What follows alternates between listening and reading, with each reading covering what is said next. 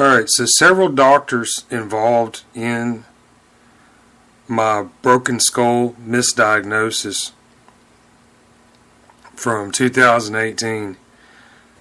I found that they were using names other than the names that appeared on their medical licenses.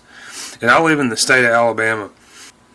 In some states in America, the law requires that doctors go by their names that are listed on the state medical license. And there's a very good reason for this. My situation where I was misdiagnosed repeatedly and had all kinds of problems with doctors, nurses, and hospitals. And I had a very serious injury. Basilar skull, bone damage in the area of the occipital condyle condylar canal, possibly foramen magnum. And I went around trying to get this thing treated and diagnosed properly, and many times I found that because I didn't have insurance or a source of income, I was misdiagnosed or outright turned away. The doctors would say they couldn't explain my pain, and I was holding images in my hand from MRIs and CT scans that show like a 3-inch diameter head trauma injury. And by the way, yeah, I paid them lots of money for these services. Alright, so yeah, I read this California Attending Physicians Insurance Agency. So yeah, in some states in America, the doctors, they have to go by the name that shows up on their medical licenses. If they want to go by a different name, they have to obtain a fictitious name permit, FNP. If their first, middle, and last name appears on that medical license, they have to practice under that name totally. They can't abbreviate that name to even their first and last name. They can't go by nicknames either. So I'll give some examples as applied to my own experience. So Dr. Terry Daniel Smith, MD. I saw him at the Community Health Clinic Christ Health Center, and this was located in Chalkville. This is off of Old Springville Road. May 9th, 2019. And you can see here's my bill. I went to him to try to get an MRI for this head trauma that I had. And he told me that he would not give me a referral for an MRI unless I pursued this fishing expedition list of requirements. And this involved many procedures which I didn't have the money to pay for. And so we had a difference of opinion, and I walked out. And I was billed for an electrocardiogram and a hemoglobin blood test, which I did not receive. And one was $7, the other was $43. Alright, so I never had these procedures done on me. I was sent a bill for these procedures. And this is what I'm talking about here. So here is Terry Daniel Smith's records, which I obtained later from this visit. And he mentions here in his own records that he wrote that labs below not able to be performed. So he admits that he prescribed these various procedures, and I was billed for them, and that these were not done to me. All right, so this is like a big no-no. All right. A few days later, I had to get this MRI scan on my own. I could not get the referral that I needed. About a week later, May 15th. You can see here a pebble-sized piece of bone had broken off from the underside of my skull, surrounded by infection. And then later this wound became infested with some kind of parasite issue, I believe. So yeah, what I found at Christ Health Center was there were two main things going on there. Okay, the first thing is they have very young staff, nurses, doctors, etc. And they are affiliated with Ascension St. Vincent's Hospital, located around Birmingham, Alabama. All right, so they're bringing in the new talent, the up-and-coming talent, all right? And they get an experience and a taste of how St. Vincent's does business. And based on their performance, if they're a team player, if they will show loyalty to how St. Vincent's does business, they do business the wrong way, they get promoted, all right? And then the other thing that's going on there is, like in my case, I believe I was patient dumped, because just a few days before this visit, I was in St. Vincent's East Hospital, Ascension, located just a couple miles away from this place.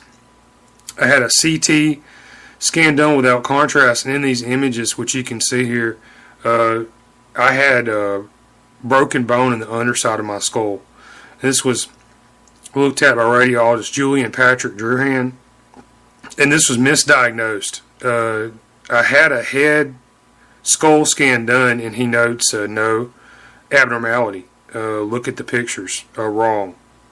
Dr. Terry Daniel Smith, as of July 2021, he has been promoted, all right, and he doesn't work for Christ Health Center anymore. He now works for Andrews Sports Medicine Orthopedic Center, and this is affiliated with St. Vincent's Hospital Ascension, located in Birmingham, Alabama. But look here at his profile page, all right, and you can see that his name, it appears differently, all right. T. Daniel Smith. All right, so in California, for example, he would not be able to have a page like this, because this is what the law, as applies to California, is trying to stamp out. He's going by a different name. And when you see a doctor who goes by multiple names, in my opinion, in my case, I view this as a red flag. And what's more, Andrews Sports Medicine, St. Vincent's Hospital, Ascension, they're okay with their doctors going by different names and advertising these names on their websites. This is a big red flag also for this entire medical practice. So if you're a patient in Alabama, please be aware of this. All right, so I'll give another example. In this website, this is the Birmingham Radiological Group, and they have several prominent radiological doctors who are members. So here's another doctor which I had experience with, and this is Donald Shane Kelly. So his profile here on Birmingham Radiological Group, it appears as Kelly Shane, MD. I know this doctor as Donald Shane Kelly. So here he goes by his middle name and his last name. All right.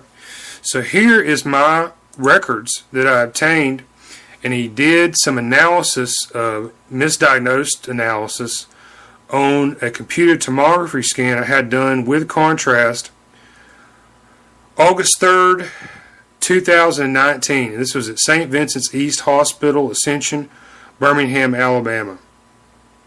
So at this point, the wound that I had, this became infected, and I had some kind of parasite issue here. I could hear squeaking, squealing, chirping sounds, watery flowing sounds in my neck, and there was some kind of matured insect that had grown in this wound. You can see them in these computer tomography images. But first read his report. Okay, so he looked at these. He was looking for things in the soft tissue of the area of my cervical region of my neck. That's the vertebrae in your neck area. And he says no acute finding. All right, so here are the pictures. And what does this look like? I had parasites that grew in this area, and they began to eat the flesh on the inside of my neck, and they were moving around my neck, burrowing out flesh. All right, and this radiologist could not see these 3-inch long parasites.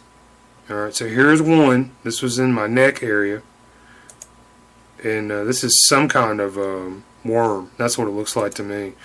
All right, so below my skull, in the upper area of my neck, I had a pebble-sized piece of bone broke off the underside of my skull.